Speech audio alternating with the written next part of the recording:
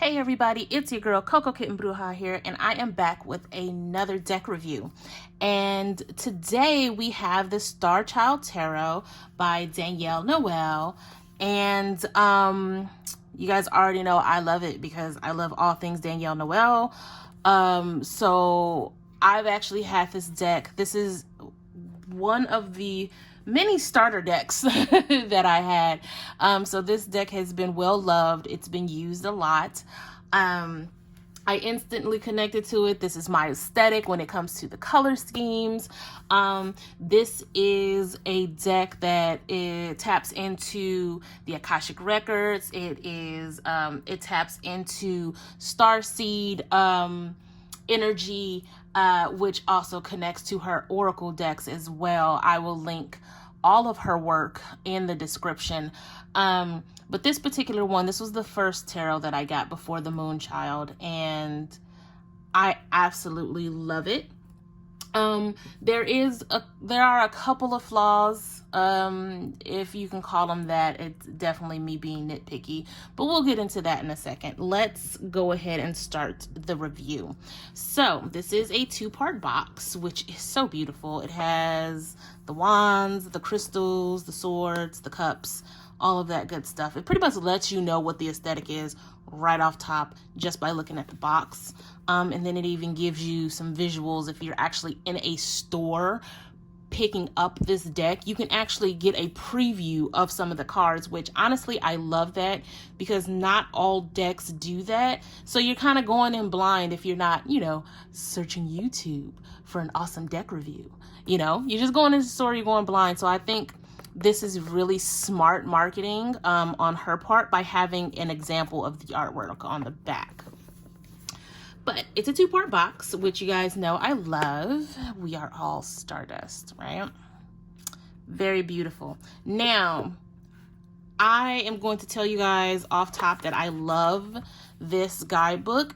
It's small. It's standard size for a guidebook. However, she took this guidebook and expanded it to a full book. Let me see if I can grab it without knocking over everything. Yes, here it is.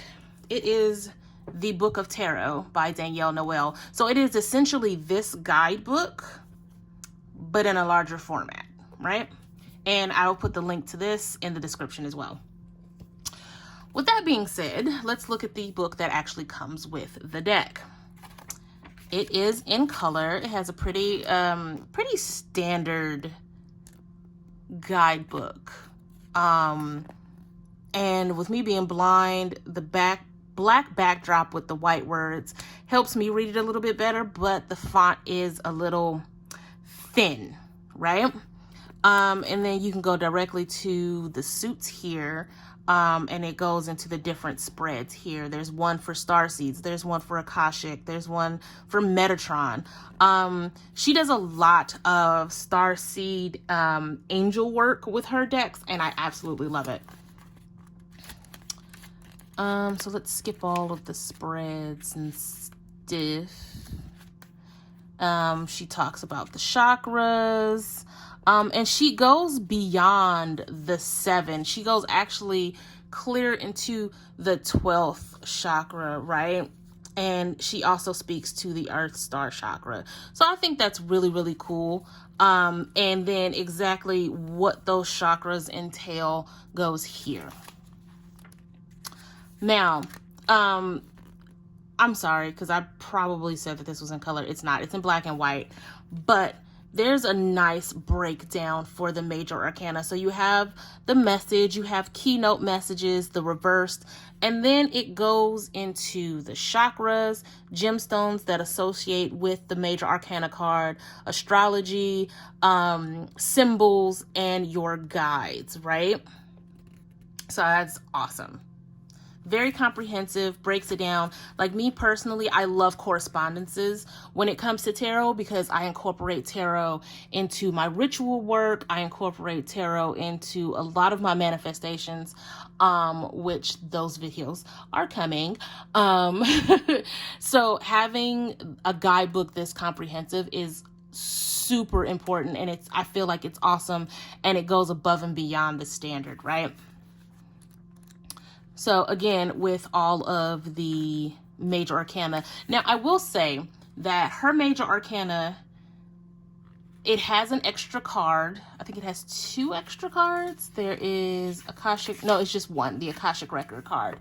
But she also changes the name and the order of some of the major arcana. So instead of the Fool, we have the Starseed card. And then I believe the Strength card is not the 8th card. It's Justice. So then the 11th card is the Strength card. So it moves around a little bit. The Death and the Devil is perspective and transformation. So she mixes up the major arcana just a little bit, right? Now, when it comes to the minor arcana, you're just going to get your message, your keynote message, and your reverse. Really simple, straight to the point. But let's get into the cards. The most important thing, the cards. Now, one of the flaws was the font. It's a little small. Need my glasses sometimes to really get the correspondences, because, you know, I'm aware of what the cards mean. But sometimes when I'm looking at the guidebook for the correspondences, it's a little difficult. Now, my other gripe, if you even want to call it that, about this deck is the size. These cards are large. So if you have smaller hands, this deck may be a little difficult to navigate. Also, the card stock bends pretty easily. I think I got one of the first editions of this deck, so that might be why, but this is pretty large for a tarot, right? And as you can see, because I've used them, there's a visible bend in them. Every once in a while I try to go in and bend them back, but there is a definite visible bend in this deck. And it happened pretty quickly. That does not take away from the fact that I love this deck because of the imagery. It is completely my aesthetic, and this is a diverse deck. It is a deck that incorporates all nationalities. Now, you guys know the High Priestess is one of my favorite cards in the deck. So when I saw this card, I was like, yes, ma'am, all day. Give me the deck. I don't care. I want it because she's serving. I love this. I absolutely love this. There is so much eye candy in this deck. There's so many things you can pull from it visually. Even though the color scheme is pretty consistent, I always find that the color correlations come as they need to. Like, that's so awesome. I absolutely love this deck. Now, using this deck in tandem with the Starseed and the Work Your Light, for those of you who do Starseed work and Akashic Records work, using those 2 oracles with the Starchild or even the Moonchild gives a whole nother level of understanding. You can go really, really, really deep with all of those decks together.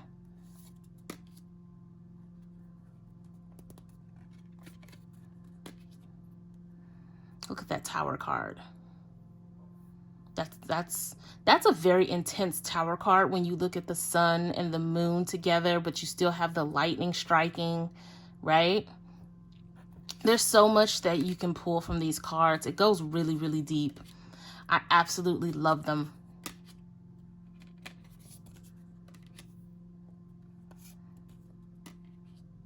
And then we have the Akashic Record card. Beautiful, beautiful deck. And we do crystals instead of pinnacles, and then everything else is the same. That Ten of Crystals. So awesome. And then we have the Wands.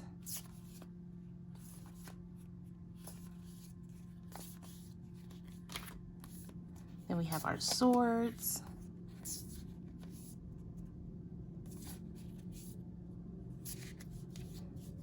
And we have our Cups.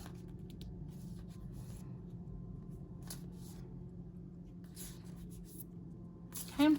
Awesome, awesome deck. I absolutely love them.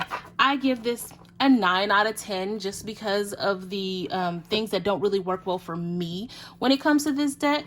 I feel like this is a deck for all skill levels. However, because of the way she manipulates the major arcana, I would definitely follow up with getting an understanding of the actual order and the actual names of the major arcana.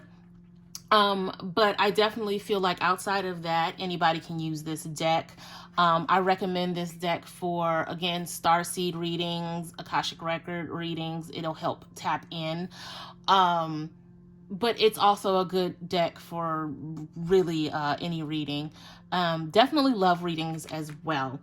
Tell me how you feel about this deck. Throw it in the comments below. Again, I will link all of her work to the description, and I'll go back into the other videos that I've done and add all of the links as well.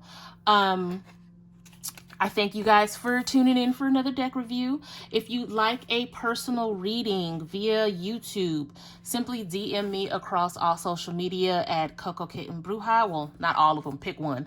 And we can get you started on a personal reading via YouTube. I send you a private link that nobody else has, and it has a full comprehensive general reading.